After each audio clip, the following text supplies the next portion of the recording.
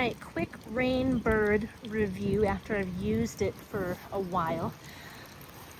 I can see the pros, but I also see the cons. So as you can see, I took it out.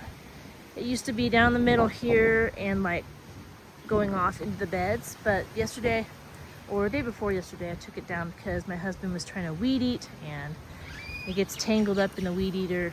Anyway, so I took it out. So I do like these.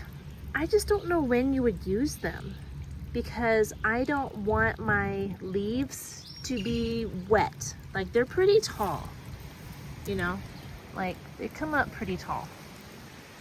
So I think these 180s work better than the red. See the red one? That's a 360. The 180s work better in my opinion than the 360. The 360 kind of puts out like streams, like can you imagine that? And then the 180 is like one big fan. So I like that about these. I just don't know where I would use it. Maybe on a flower bed with like low to the ground flowers. But see, what I want is just the roots to get wet, just the soil itself. So perhaps if you just did like just drip irrigation, like hooked up these and then on the ends put little drips, which this does come with that, then it would be better. My biggest complaint is these. Okay, so this, I hate this, okay? Once you make a hole, that's like where you have to have a hole permanently because they have these little, whatever these are, but sometimes they work and sometimes they don't. And if you try to take this out of here, it's gonna rip the hole and make it bigger so that this doesn't even work. Like you can stick that in there, but the water's still gonna spray out. So like once you put the little pokey in here, that's gonna be where it's gonna be. You can't decide you want it somewhere else because if you try to take this out, it'll rip the hole and make it bigger, okay? And also, this doesn't stay in here. It's really difficult to get it in there in the first place. This ridge needs to be touching in here.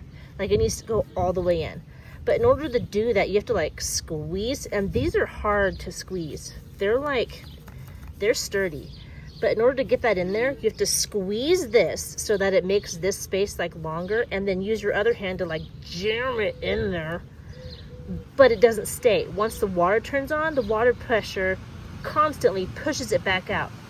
So I was always, every time I turned it on, I had to go do damage control and stick these in there while it was on, because you had to see where the leak was coming from, and it was just a huge headache, okay? If I want a drip irrigation that I don't have to maintain all the time. So this was just not for me. Maybe Rainbird has updated their system. I don't know. This one that I got, it was like a $50 kit. And the concept is a good one. The fact that you can like build it kind of like a Connect set. You know what I'm talking about? Those Connect sets. Like once you buy the kit, all you gotta buy is like the parts as you need them. So like if you need more tubing, you buy tubing. If you need more sprays, you buy sprays. If you need these, you buy those, you know, as you need them. That's a cool concept. I really liked that part of it. If it wasn't for this issue right here, you know, it would be fantastic if you just stuck it in and it stayed in and you didn't have to worry about it coming out. It would also be great if you didn't have to commit to this being in here permanently. Like if you decided you wanted to move your drip, you could take it out, put one of these in, you know, maybe use it later if you wanted to. So that was my experience with the drip irrigation, Rainbirds specifically. I like the soaker hoses. That's what I've been using this year. I think I like those better because it's just on the soil. It's not like spraying all over the place.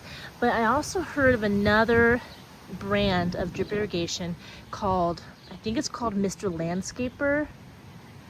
Callie Kim uses Mr. Landscaper, and she does videos. If you want to go check her out, just type in Callie Kim Mr. Landscaper. She has a couple, if not a few, videos on his system and how to install it in the garden and what different stuff it does. And personally, next time, I'm not doing it this year. I'm just gonna use my current system, which is hand watering and soaker hoses. But next time I do a drip irrigation, because I'm hoping to expand my garden eventually, and I'm gonna need more water because I don't want it to take forever for me to water.